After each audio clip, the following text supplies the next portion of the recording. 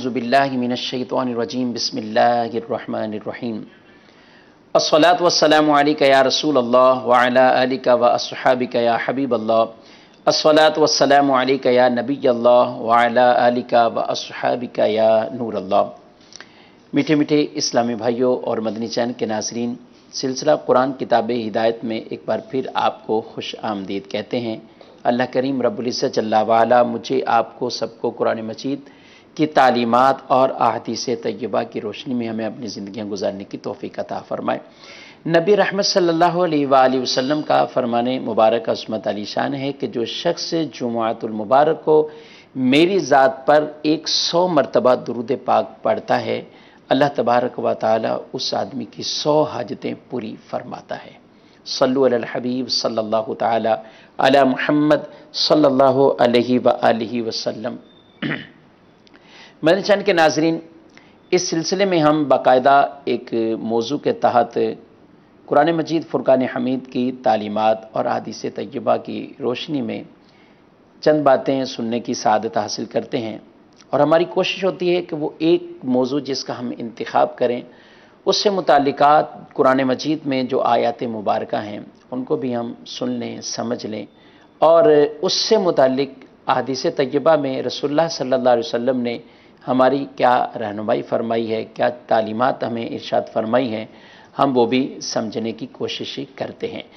آج کا ہمارا موضوع بہت خوبصورت موضوع ہے، اور وہ ہے کہ انسان متقی کیسے بنتا ہے، تقوی کیسے اختیار کرتا ہے، اور تقوی کے کون کون سے درجات ہیں، تقوی کسے کہتے ہیں، اس کے درجات کیا ہیں، اور انسان تقوی اختیار کرنے میں کون سے ایسے اعمال ہیں جو اس کو معاون بناتے ہیں، معاون بن جاتے ہیں، جس کے سبب وہ اس کا شمار متقی لوگوں میں ہو جاتا ہے۔ تقوی یہ قرآن مجید فرقان حمید کا اگر ہم مطالعہ کریں تو یوں سمجھیں کہ سورۃ البقرہ کی آیت مبارکہ شروع سے ابتدا سے ہی پہلی لائن کے اندر سے ہی یعنی تقوی کا وہاں سے حکم شروع ہو رہا ہے۔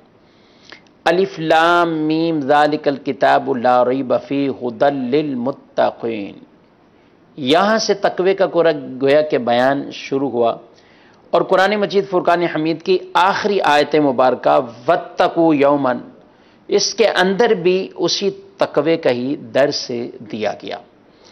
یعنی قرآن پاک کے اندر اگر ہم ایک طاہرانہ نظر سے بھی دیکھیں تو اتنی کثرت سے آیات مبارکہ ہیں جن میں اللہ رب العزت جل وعلا نے تقوی اختیار کرنے کا ہمیں حکم ارشاد فرمایا ہے، جگہ جگہ ارشاد فرمایا، یا ایھا الذین آمنوا اتقوا اللہ ولتنظر نفس ما قدمت لغد۔ یہاں اللہ تبارک و تعالی نے فرمایا کہ اے ایمان والو، اللہ سے ڈرو، اور چاہیے کہ نفس وہ دیکھے جو کچھ اس نے کل کے لیے آگے بھیجا ہے، یعنی قیامت کے دن کے لیے، آخرت کے لیے اس نے کیا کیا ہے۔ اور یہاں تک ارشاد فرما دیا یا ایھا الذین آمنوا اتقوا اللہ حق تقاتہ، اے ایمان والو اللہ سے ڈرو جیسا ڈرنے کا حق ہے، اس طرح اللہ سے ڈرو۔ تو وَلَا تَمُوتُنَّ إِلَّا وَأَنْتُمْ مُسْلِمُونَ، اور تم ہرگز نہ مرنا، ہرگز تمہیں موت نہ آئے مگر ایمان کی حالت میں، اس حالت میں کہ تم مومن ہو اور ایمان کے ساتھ دنیا سے خاتمہ ہو۔ اس آیت مبارکہ کو ہم دیکھیں تو فرمایا کہ جیسے اللہ سے ڈرنے کا حق ہے ویسا اللہ سے ڈرو۔ صحابہ کرام علیہم رضوان عرض گزار ہوئے، یا رسول اللہ صلی اللہ علیہ وآلہ وسلم، اللہ سے ڈرنے کا حق وہ کس انداز سے کیسے پورا ہو سکتا ہے؟ تو ایک اور آیت مبارکہ وہ بھی نازل ہوئی، فاتقوا اللہ ما استطعتم، اللہ سے ڈرتے رہو جتنی تمہیں طاقت ہے۔ تو قرآن پاک میں کبھی یا ایھا الناس کہہ کر، کبھی یا ایھا الذین آمنوا کہہ کر، کبھی متقی لوگوں کی صفات کو بیان کر کے، کبھی ڈائریکٹ تقوی کا ذکر ہوتا ہے، اعدلوا ھو اقرب للتقوی، اور کبھی یہ بیان کیا جا رہا ہوتا ہے ان اکرمکم عند اللہ اتقاکم، کہ اللہ کے نزدیک عزت والے، اللہ کے نزدیک جن کا مقام اور مرتبہ بڑا ہے، وہ تم میں سے وہ کہ جو زیادہ تقوی والے ہیں۔ جو زیادہ ڈر رکھنے والے ہیں، اللہ سے زیادہ ڈرتے ہیں، تقوی اختیار کرتے ہیں۔ تو آج ہم اسی آیت مبارکہ کے تحت تقوی کا ایک موضوع وہ سمجھنے کی ہم کوششیں کریں گے۔ تقوی کہتے ہیں کہ نفس کو خوف کی چیز سے بچانا، اور شرعاً اس سے مراد یہ ہے کہ آدمی اپنے نفس کو ہر اس کام سے بچائے، ہر اس کام سے بچائے جس کے کرنے یا نہ کرنے کے سبب یہ آدمی جہنم کا حقدار بن رہا ہو۔ تقوی بہت ہی آسان سے لفظوں میں کہ تقوی کسے کہتے ہیں، تو ایسے کام سے اپنے آپ کو بچانا، ایسے کام سے اپنے آپ کو بچانا جس کے کرنے یا جس کے نہ کرنے کی وجہ سے آدمی جہنم کا حقدار بن رہا ہو۔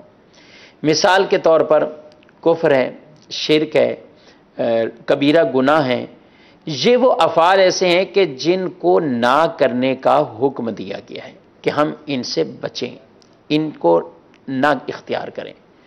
اور اس کے مد مقابل دیگر فرائض کے اندر یعنی انسان مومن ہو، پھر ایمان کے بعد اعمال کا درجہ، نماز پڑھنے والا ہو، زکوٰۃ دینے والا ہو، بے حیائی سے بچنے والا ہو، اور بدکاری سے بچنے والا ہو، اور اسی طرح ان نیک اعمال کے اوپر استقامت اختیار کیا ہوا ہو، یہ اپنے اندر ان کو نافذ العمل بنایا ہوا ہو۔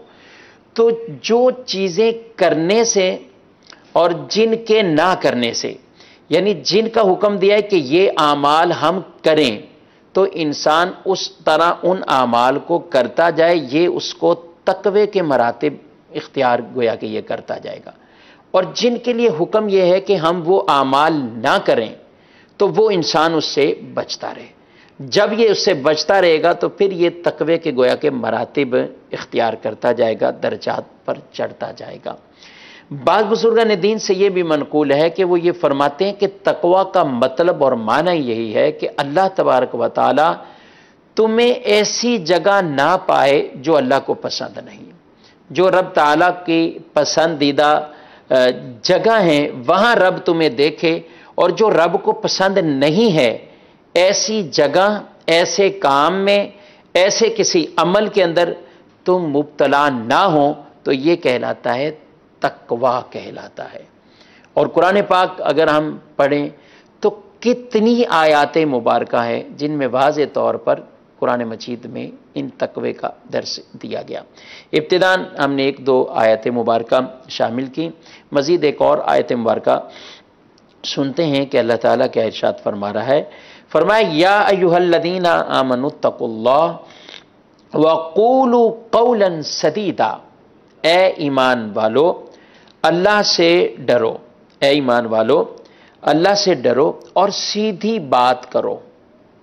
یصلح لکم اعمالکم ویغفر لکم ذنوبکم، وہ تمہارے لیے تمہارے اعمال کو سنوار دے گا اور تمہارے گناہوں کو بخش دے گا۔ وَمَن يُطِعِ اللَّهَ وَرَسُولَهُ فَقَدْ فَازَ فَوْزًا عَظِيمًا، اور جس نے اللہ کی اطاعت کی اور اس کے رسول کی اطاعت کی، بے شک وہ بہت بڑی کامیابی کو پا گیا ہے۔ اس نے بہت بڑی کامیابی اور کامرانی اس آدمی نے حاصل کی ہے جو اللہ کی اطاعت اور رسول مکرم صلی اللہ علیہ وآلہ وسلم کی اطاعت کرتا ہے۔ تو یہ تو ہی ایک تقوی کی ڈیٹیل، کچھ تقوی کی تفصیل یا تقوی کی ہی تشریح کے تقوی کہتے کیسے۔ نافرمانی کے کاموں سے اپنے آپ کو بچانا ہے اور فرما برداری والے کاموں کو کرنا ہے۔ اب فرما برداری والے کام وہ بالخصوص ایسے بعد کام کہ جن کا اللہ نے ہمیں حکم دیا ہے، جن کا کرنا ہی ضروری ہے، بغیر کیے کوئی چارہ ہی نہیں ہے، تو اب یعنی فرائض ہیں، ان پر ہمیں حکم عمل ہی کرنا ہے، اس کے اندر کسی طرح کی کوئی کوتاہی، سستی، قطعاً نہیں کرنی، نہ اس میں وہ سستیاں اور وہ کوتاہیاں اس کے اندر معتبر ہیں یا ان کا کوئی اعتبار کیا جائے گا، بلکہ جو سستی کرتے ہوئے ان اعمال کو اگر ترک کرے گا تو اس کے اوپر سخت سخت ان چیزوں کی وعیدوں کو بیان فرمایا گیا ہے۔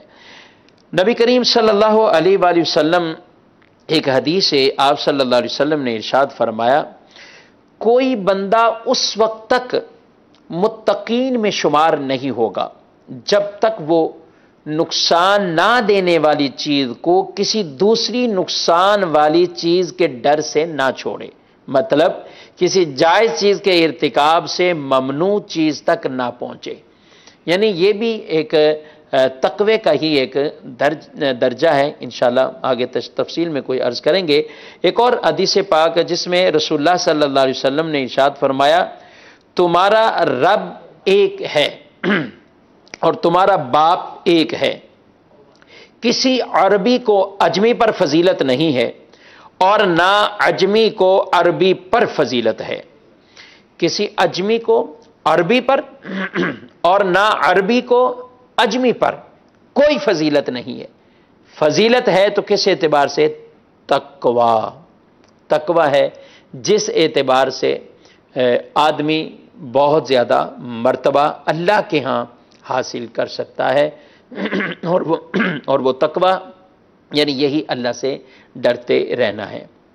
قرآن پاک میں ایک اور مقام پر بھی یہی ارشاد فرمائے، ان اکرمکم عند اللہ اتقاکم۔ آج دنیا میں تو ہم کسی بہت بڑے وڈیرے کو، کسی بڑے دنیاوی مال و متاع والے کو یا کسی دنیاوی عہدے والے کو اس طور پر تو عزت کی نظر سے اگرچہ معاشرہ دیکھتا ہے اور معاشرہ اس کے ساتھ ایک عزت والا برتاؤ کرتا ہے، لیکن حقیقی طور پر عزت والا وہ وہی ہے جو اللہ کے نزدیک عزت والا بن جائے۔ اور اللہ کے نزدیک عزت والا کون ہے؟ اللہ کے نزدیک تکریم والا کون ہے؟ اللہ کے نزدیک مقام اور مرتبے والا کون ہے؟ اس کو فرمایا اتقاکم، جو تم میں سے زیادہ متقی ہو۔ اب یہ متقی، اس سے کوئی یہ نہیں کہنا چاہتے کہ کوئی پیسے والا ہے تو وہ متقی نہیں بن سکتا ہے، یا کوئی بہت بڑا دنیاوی منصب والا ہی ہے اور وہ تقوی اختیار نہیں کر سکتا۔ ہرگز ایسا نہیں ہے۔ جو تقوی کے مراتب ہیں، جو تقوی کے احکامات ہیں، اس آدمی اس کے طور پر چلتا جائے تو ہر مسلمان اور مرد ہو یا ہر مسلمان عورت ہو، وہ تقوی کے ان درجات کو ضرور حاصل کر سکتے ہیں۔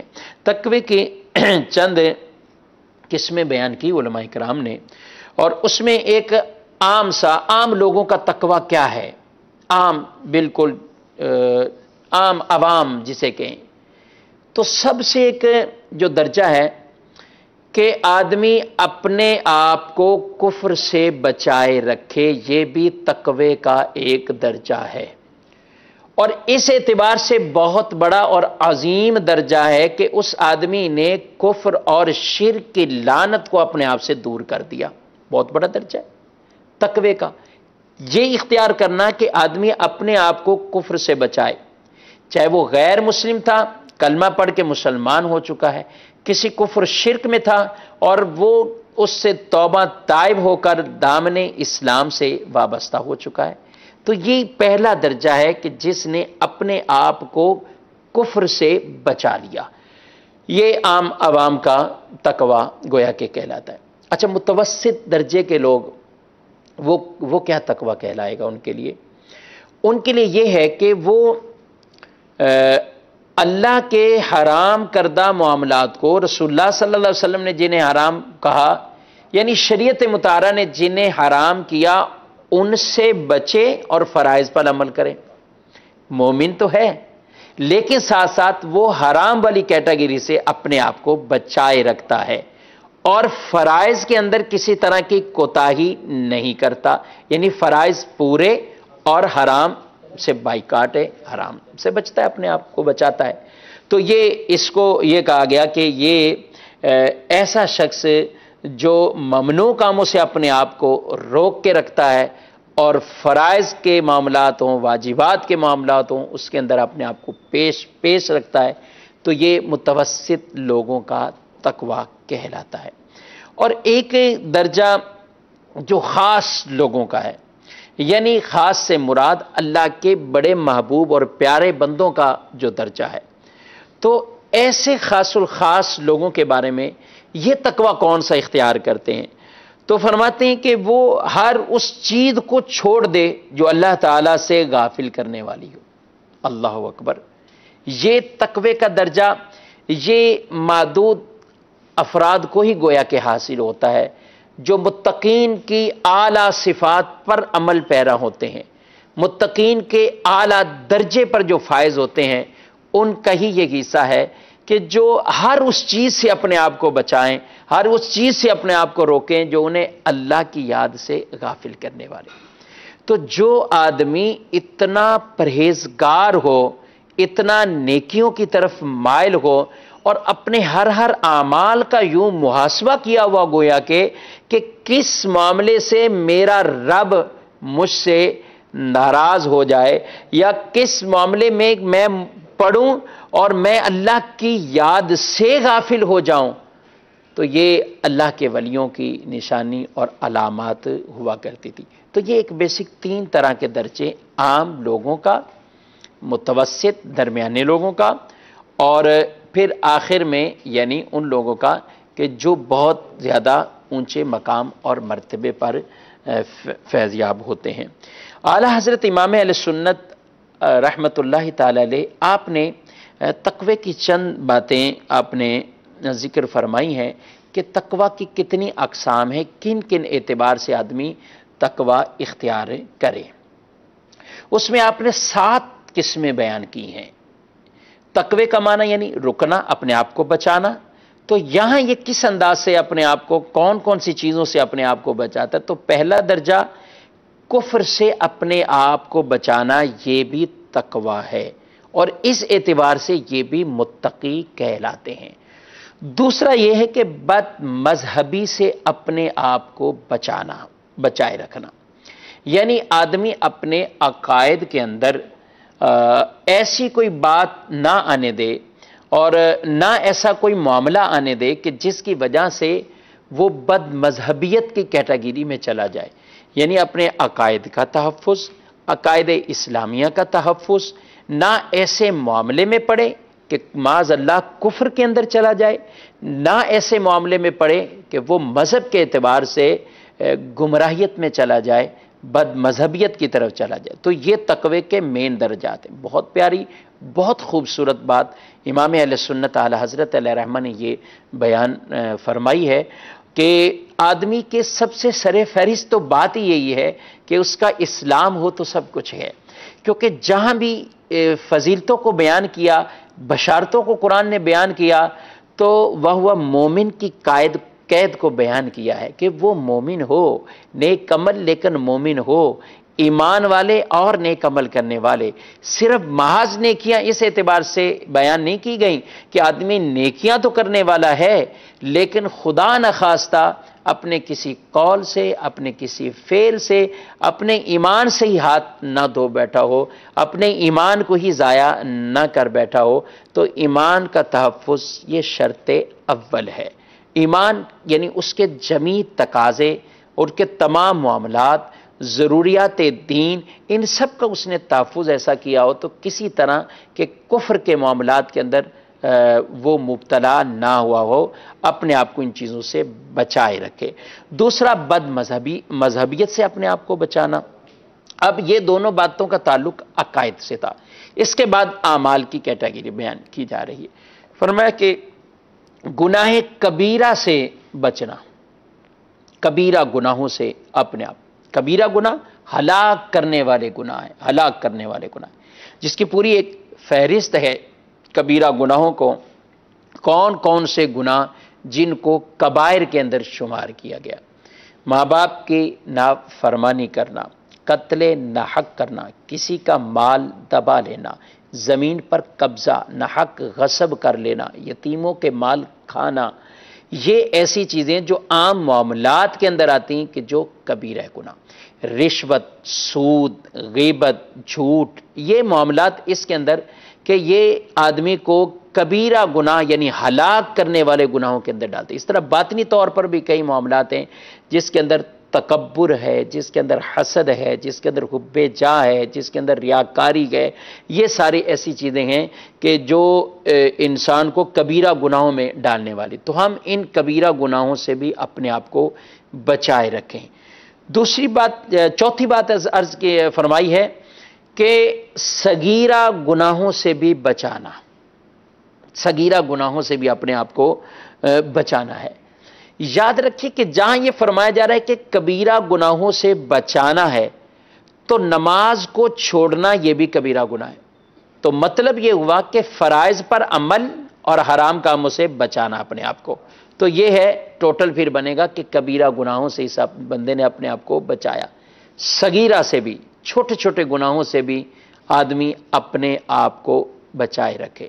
یاد رکھیں کہ گناہ ہے، کبیرہ ہو یا صغیرہ، کسی بھی گناہ کو ہلکا جان کر کوئی بات نہیں، کوئی معاملہ ایسا نہیں ہے، توبہ نعوذ باللہ من ذالک، اس کے احکامات بڑے سخت بیان کیے گئے۔ تو ہمیں ہر معاملے کے اندر کبیرہ گناہ ہو یا صغیرہ، ان چیزوں سے اپنے آپ کو بچانا ہے۔ نمبر 5، اعلیٰ حضرت علیہ رحمہ نے ارشاد فرمایا کہ شبہات سے پرہیز کرنا، شبہات سے بھی اپنے آپ کو بچانا ہے۔ اور اس کی گویا کہ روایت میں، حدیث طیبہ میں بھی اس چیز کو بیان فرمایا گیا کہ اللہ تبارک و تعالیٰ کے احکامات کی بھی حدود ہیں، حدیں ہیں، اور ان حدوں کو کراس نہیں کرنا ہے۔ اور جیسے عام کوئی چراگاہ ہوتی ہے، تو چراگاہ کے قریب بھی آدمی اپنے جانوروں کو لے جانے سے وہ بچتا ہے، کیونکہ کسی کے اگر ذاتی چراگاہ ایک باؤنڈری لگی ہوئی ہے، جانور کو اس کے قریب چرائے، حالانکہ وہ جگہ ممانعت میں داخل نہیں، لیکن کیوں بچاتا ہے اپنے آپ کو کہ کہیں ایسا نہ ہو کہ ممنوع جگہ پر وہ جانور نہ چلا جائے۔ اسی طرح کہا گیا کہ اللہ کی بھی حدیں ہیں، اور ان کے ارد گرد یعنی ان کی باؤنڈری سے بھی اپنے آپ کو آدمی بچائے رکھے، تاکہ اس چیز سے وہ بچتا ہے تو حرام والا درجہ تو بہت آگے ہو جاتا ہے۔ آگے پر فرمایا چھٹی بات، نفسانی خواہشات سے بچنا، نفسانی خواہشات سے جو آدمی کو گناہوں میں، برائیوں میں، بدکاریوں میں، طرح طرح کے معاملات کے اندر ڈال دیتے ہیں، تو ان سے اپنے آپ کو بچانا، اور اللہ تعالیٰ سے دور لے جانے والی ہر چیز کی طرف سے توجہ کرنے سے بچنا، اور ان چیزوں سے اپنے آپ کو بچائے رکھنا۔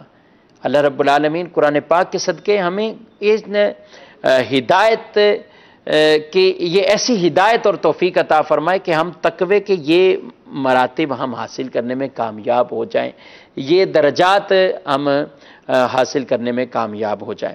اب اس میں بعد وہ درجات جو بہت زیادہ فرض کی کیفیات رکھتے ہیں، پھر آگے آگے مختلف درجات ہیں، جو میں نے 3 قسمیں آپ کو ابتداً ہی عرض کر دی تھیں کہ عام لوگوں کا تقوی، متوسط اور خاص الخاص لوگوں کا تقوی۔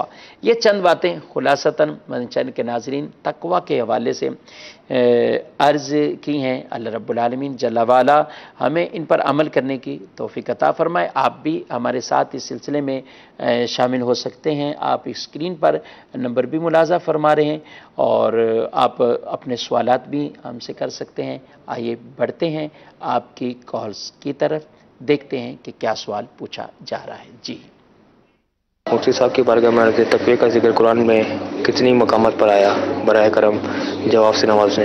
جی مزید کون؟ مفتی صاحب سوال کا جواب عطا فرمائیے گا کہ متقین کا اطلاق کن کن لوگوں پر آتا ہے، اس کا جواب ارشاد فرما دیں۔ ماشاءاللہ آپ کا سلسلہ جو ہے بہت ہی پیارا ہے، اللہ تبارک و تعالیٰ آپ کے سلسلے کو شاد و آباد رکھے۔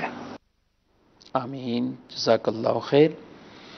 تقوی کا کہا گیا قرآن پاک میں کتنی جگہ پر اس کا ذکر آیا ہے۔ قرآن پاک میں اس کی تعداد تو اس اعتبار سے شمار میں نے نہیں کی کہ کتنی بار تقوی کا ذکر آیا ہے۔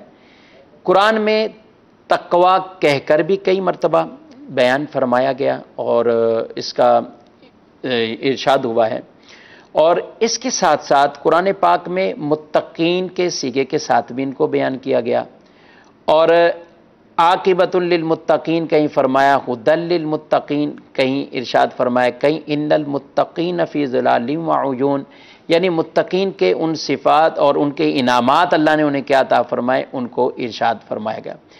اور تیسرا یا ایھا الذین آمنوا اتقوا اللہ، اس اعتبار سے تقوی کا قرآن میں متعدد آیات مبارکہ، اور پھر آگے کئی مقام پر یا ایھا الناس اتقوا ربکم الذی، یعنی یا ایھا الناس کہہ کر بھی، جس میں تمام لوگوں کو تقوی اختیار کرنے کا، ایمان والوں کو بھی، متقین کا الگ الگ بیان بھی اس کے اندر جو ہے وہ کیا گیا ہے۔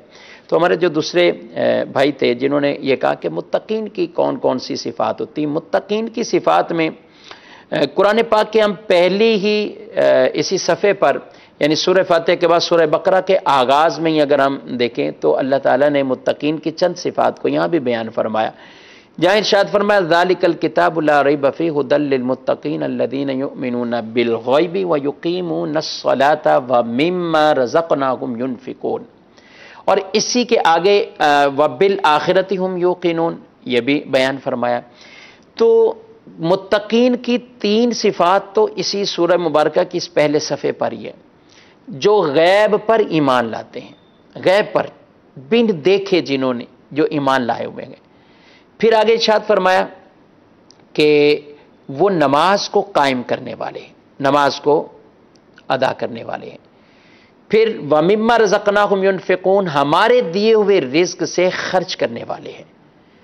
یہ ایک اس مقام پر ان متقین کی صفات کو بیان کیا، ورنہ متعدد قرآن پاک میں اور بھی جگہ پر بیان کیا گیا، تنگ دستی کی حالت میں، خوشحالی کی حالت میں خرچ کرنے والے، غصے کو پی جانے والے، لوگوں کو معاف کر دینے والے، یہ بھی متقین کی صفات کو قرآن پاک میں ایک اور مقام پر یہ بیان کیا گیا ہے۔ اور جو آدمی اپنے آپ کو گناہوں سے بچا لیتا ہے، کیونکہ ہر آدمی کو تقوی بھی الہام کر دیا گیا ہے، وَنَفْسٍ وَمَا سَوَّاهَا فَأَلْهَمَهَا فُجُورَهَا وَتَقْوَاهَا، یعنی ہر نفس کو برائی بھی اور تقوی بھی یہ الہام کر دیا گیا ہے، اس کو پتہ ہے کہ وہ کون سی اعمال کی وجہ سے کن چیزوں میں پڑ جاتا ہے، یہ سب اس کو معلوم ہے۔ اس لیے تو نبی پاک صلی اللہ علیہ وسلم نے تقوی کا ذکر کرتے ہوئے 3 مرتبہ دل کی طرف اشارہ کرتے ہوئے فرمایا التقوی ہاہنا، التقوی ہاہنا، التقوی ہاہنا، تقوی یہاں ہے، تقوی یہاں ہے، یعنی دل کی طرف۔ اصل پرہیزگاری جو انسان کو حاصل ہوتی ہے وہ اس کے دل کی وجہ سے ہی حاصل ہوتی ہے۔ حدیث رسول صلی اللہ علیہ وسلم نے فرمایا گیا کہ جسم کا ایک ایسا گوشت کا وہ لوتھڑا ہے، اگر وہ ٹھیک ہوا تو سارا جسم ٹھیک ہے، اس کے سارے اعمال بھی ٹھیک ہو جائیں گے، اور اگر وہ ٹھیک نہیں تو پھر اس کے اعمال بھی گویا کہ ٹھیک نہیں، اس کا تمام جسم بھی خراب ہو جائے گا۔ تو اس لوتھڑے کو، اس گوشت کے ٹکڑے کو جو بیان کیا، فرمایا وہ دل ہے، دل بادشاہ کی طرح ہے، اور ہمارے جسم کے تمام اعضاء، آنکھیں، ہمارے ہاتھ، ہمارے پاؤں، دیگر اعضاء، یہ سارے اس بادشاہ کی رعایا ہیں۔ بادشاہ جو کہے گا رعایا وہی کرتی ہے۔ تو دل بادشاہ ہے، اگر یہ دل سدھر گیا، دل سنبھل گیا، اور دل میں ہی وہ اصل تقوی کی روحانیت آ گئی، تو پھر یہ گویا کہ تمام اعضاء کو برائیوں سے، بدکاریوں سے یہ ہم بچنے میں کامیاب ہو جائیں گے۔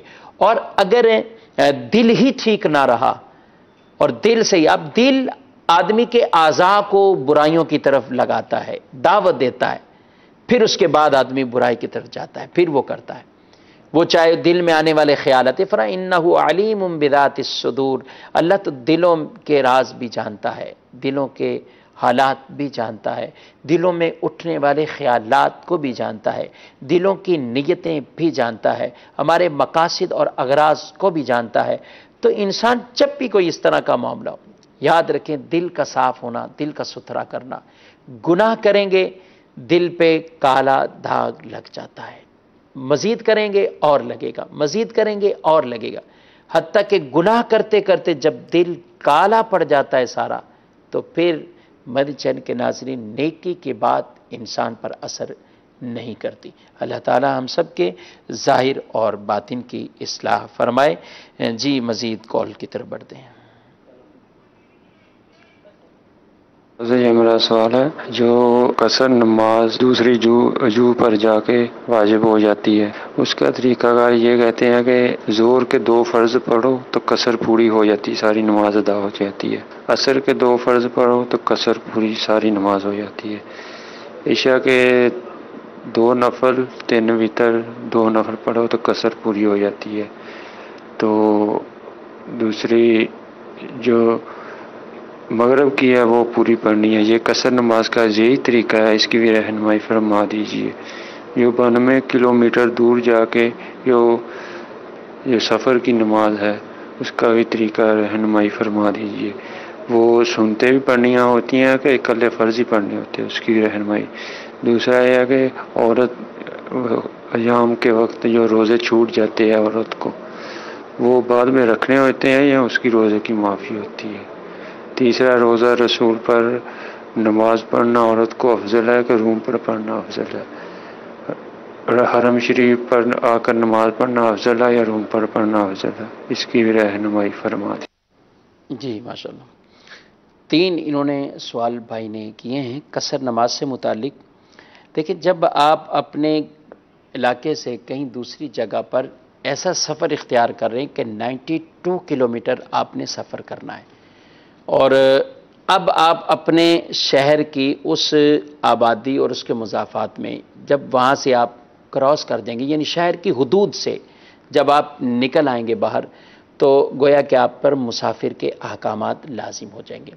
اب یہ راستے میں جاتے ہوئے آپ نے نمازوں میں قصر کرنی ہے، اور یہ قصر کرنا واجب ہے، اختیار نہیں ہے کہ کر لیں تو ٹھیک ہے، نہ کریں تو بھی ٹھیک ہے، ایسا نہیں۔ واجب ہے کہ ان نمازوں کو قصر کیا جائے۔ کن نمازوں کو قصر کیا جاتا ہے؟ صرف 4 رکعت والی نماز کو 2 رکعت پڑھنا ہوتا ہے، ظہر کے اندر، عصر میں اور عشاء کے 4 فرائض میں، ان میں ان کو 2 پڑھنا ہے۔ باقی سنتوں میں قصر نہیں ہے، سنتیں پوری پڑھی جائیں گی۔ سفر میں سنتیں پڑھی بھی جائیں گی یا نہیں پڑھی جائیں گی؟ بہت سے لوگ سنت مؤکدہ کے بارے میں بھی ایسا سوال کرتے ہیں۔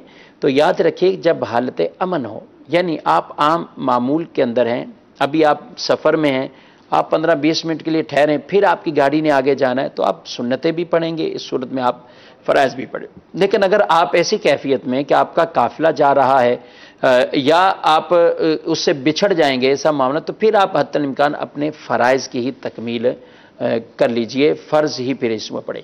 لیکن اس کا یہ ہرگز مطلب نہیں کہ آپ کہیں حالت سفر میں بھی ہیں، یعنی مقیم نہیں ہوئے ہیں، کہیں آپ 15 دن سے کم آپ کا اسٹے جہاں پہ بھی ہے، تو وہاں بھی عام حالت میں، عام روٹین میں مسجد میں جا بھی رہے ہیں، لیکن اس کے باوجود سنتیں نہ پڑھیں، تو ایسا نہیں ہے، بلکہ سنتیں پڑھنی ہے۔ اور دوسرا، یہ قصر یعنی 92 کلومیٹر، یہ جب سفر ان کا یہ جاری ہو رہا ہے تو یہ اس میں قصر نماز کو کریں گے۔ اب وہاں جس جگہ یہ پہنچ گئے ہیں، تو وہاں اگر یہ 15 دن یا اس سے زائد کا قیام کا ارادہ ہے، تو ایسی صورتحال میں یہ وہاں پر مقیم بن جائیں گے اور پوری نماز کو ادا کریں گے، اور اگر اس سے کم ہے تو پھر یہ قصر کریں گے۔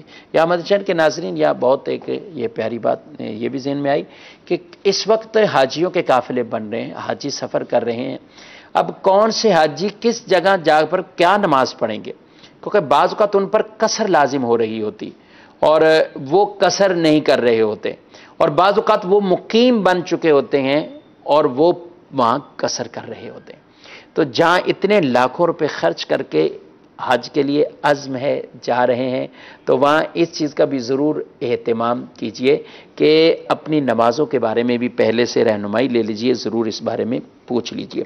دوسرا بھائی نے سوال کیا کہ کیا عورتوں کے جو مخصوص ایام، اس میں رمضان کے روزے اگر ترک ہو جاتے تو ان کو دوبارہ قضا کرنی ہے یا نہیں کرنی؟ خواتین کے لیے جو رمضان کے روزے ان کے ترک ہوں گے اپنے اس شرعی عذر کی وجہ سے، ان کی قضا فرض ہے، وہ قضا رکھیں گی، ان کو دوبارہ ان روزوں کو رکھنا ہے۔ ہاں، البتہ مخصوص ایام میں نمازیں ان کو معاف ہیں، اس کا نہیں ہے، لیکن روزوں کا نہیں ہے۔ روزے سال میں ایک بار ہیں، دن یاد رکھنا بھی آسان ہوتا ہے، اس لیے شریعت مطہرہ نے اس کی قضا کا بھی حکم عطا فرمایا ہے اور دیا ہے۔ لیکن نمازوں میں چونکہ خواتین عمومی طور پر ہر مہینے یہ کیفیات رہتی ہیں، اور ان کو اس طرح یاد رکھنا، پورا حساب کتاب رکھنا، یہ بہت مشکل امر ہے۔ تو نمازیں ان پر ان مخصوص ایام کی معاف کی ہوئی ہیں، لیکن روزے معاف نہیں کیے۔ تیسرا سوال بھائی نے کیا کہ روزہ رسول پر جا کر خواتین وہاں نماز پڑھیں گی، حرم شریف میں نماز پڑھیں گی یا گھر میں پڑھیں گی؟ خواتین کے لیے خود احادیث طیبہ میں بھی اس کا بیان ہوا ہے، تو جس میں فرمایا میری مسجد سے بھی زیادہ بڑھ کر فضیلت ان کو گھر میں ہے نماز پڑھنے کے حوالے سے۔ تو خواتین اپنے انہی ہوٹل میں اپنے روم کے اندر وہ نماز پڑھیں۔ ہاں البتہ روزانہ طواف کرنے کے لیے ضرور جائیں، مکے میں رہتے ہوئے عمرے کریں، طواف کیجئے، لیکن نمازوں کا اہتمام اپنے گھر پر اپنے ہوٹل میں رکھیں۔